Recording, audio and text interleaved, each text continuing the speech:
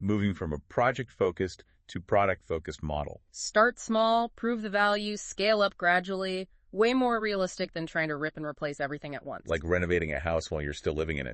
Exactly. You got to be strategic, minimize disruption, focus on those incremental improvements. Which brings us back to measuring progress. Anders Wahlgren had some great advice on this. Love his framework. Ditch the vanity metrics, focus on what's actionable. Things that actually tell you something useful. Right. Make sure you're tracking things that align with your business goals. And remember, be flexible. Your understanding of the problem will change as you go. So should your metrics. Okay, let's talk about leadership again. Saw some really inspiring examples in our research. Leaders who are guiding their teams through all this change. Like Kenneth McLeish and Danny Myers at Standard Chartered. Their story of working with the business to speed up releases in a super regulated environment, no less. It was amazing.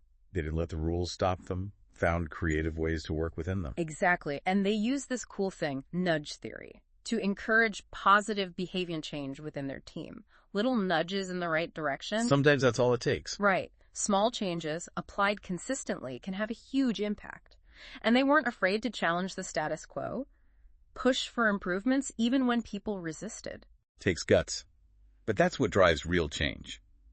Speaking of challenging the status quo, what about Jacqueline Damiano and Josh Stone at Verizon? Oh yeah, their talk on transformation at scale. Some great insights into how to manage change in a massive organization. They were so honest about the struggles. Their resistance, the Brent syndrome. You know, those folks who love the latest tech but aren't so into the whole implementation thing. We've all worked with the Brent, right? Oh, absolutely. But what I loved about Jacqueline and Josh was their commitment to open source principles. They saw how important those were for driving innovation. Participation, meritocracy, rapid prototyping, community, all that good stuff. Their global virtual hackathon was a perfect example. Gets everyone involved, makes them feel like owners, and it taps into the collective brain power of the entire company, no matter where people are. So we've talked about leadership, culture, technology, measurement. What are some key takeaways for our listeners? What advice would you give them as they're going through their own transformations? First off, there's no magic formula. What works for one company might not work for another. You got to understand your own context, your strengths, weaknesses, goals, and then tailor your approach. Do your homework. Don't just copy what someone else did. Right. And be ready to adapt as you go. This is an iterative process. There will be bumps. Expect them. Don't be afraid to experiment, to fail fast, to learn from those failures, and celebrate your successes along the way. Yes, even the small ones. Every win counts.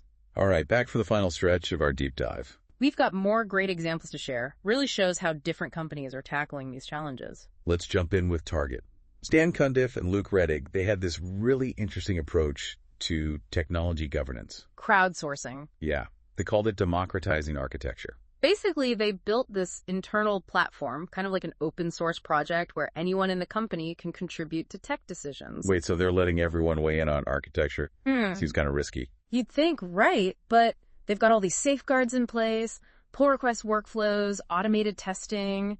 It's actually pretty clever. So they're tapping into that collective wisdom, but also keeping things, from going off the rails. Exactly. And it empowers the developers, gives them more ownership. Which ties back to what Damon Edwards was saying, right? Shift left decision-making. Get those closest to the work involved. Absolutely. It's about building that culture of ownership and accountability. All right, let's talk about Standard Chartered Bank.